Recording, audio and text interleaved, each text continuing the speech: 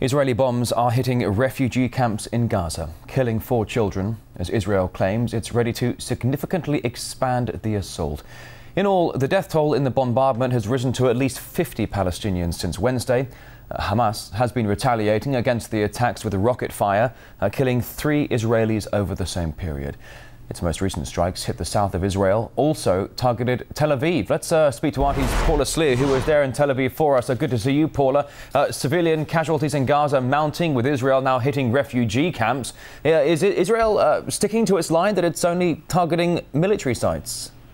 Well, what we have seen is a fresh barrage of airstrikes by the Israeli Air Force this morning over Gaza City. And we know of at least 2 separate incidents where different refugee camps were targeted. As you well know, these camps are full of women and children, which means that it's inevitable that the casualty count among civilians only increases. We know of at least 4 children who have been killed in overnight strikes. There were some 15 people injured, while an earlier strike also hit the media building in Gaza City, where some 6 journalists have been injured. Now, we are receiving reports that the Israeli army has taken control of Hamas radio and is using it to release warning messages to the people of Gaza. But certainly the IDF is falling far short of its statement that it is only targeting assassinations and very much trying not to hit civilians, because we do see the civilian count continue to increase. Now, the Arab League held an emergency meeting on Saturday in Cairo, and there the Arab League Secretary General, Nabil al-Arabi, said that Israel was committing war crimes and needed to be held responsible. He also called on all Arab states to revisit and cancel any kind of peace treaties that they have with the Jewish state. There are a number of countries that have come forward in trying to mediate between the 2 sides. We have heard from the Egyptian President Mohamed Morsi that he believes that a ceasefire could be on the cards. Turkey has also put forward a proposal that would see Turkey, Egypt, the United States and Russia broker spontaneous peace plans, but we're not hearing the same kind of commitment from either side on the ground. Both the Israelis as well as Hamas say that they're only prepared to lay down arms if the other side does it as well, and we're not hearing assurances from either side that this will happen. Certainly what we're hearing from Hamas is that it will stop firing rockets on Israel if the Jewish state lifts the blockade that it has placed on Gaza for several years now and stops with these assassinations.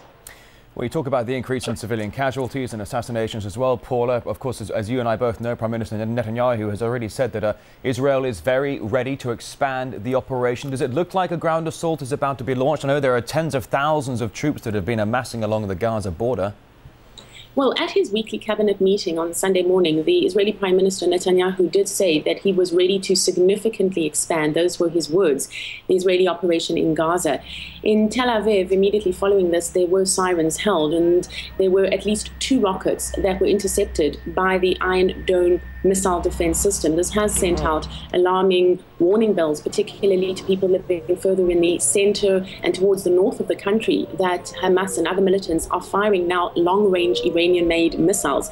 And I think that this kind of mood and this kind of fear and panic that is now infiltrating the population of Israel much further than just the south, where rockets have been rained down on, is starting to create an anxiety and a pressure on the leadership of Israel to launch some kind of ground offensive.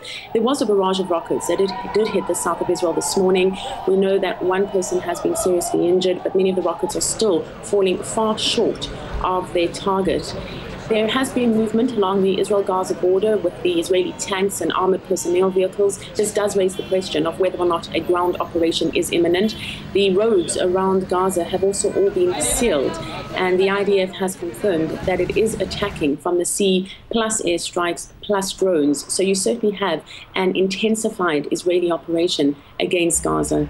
Well, Paula, you talk about the Israeli forces are shutting down the roads around Gaza. According to the IDF on Twitter just now, the IDF saying we have coordinated the transfer of 124 trucks of goods and gas to Gaza today, including medical supplies and dairy products. At the same time, continued airstrikes, more rocket fire, and the roads are sealed. Not really sure how to read into that, but I'll be checking in with you throughout the day. RT's Paula Sleer in Tel Aviv. Thank you.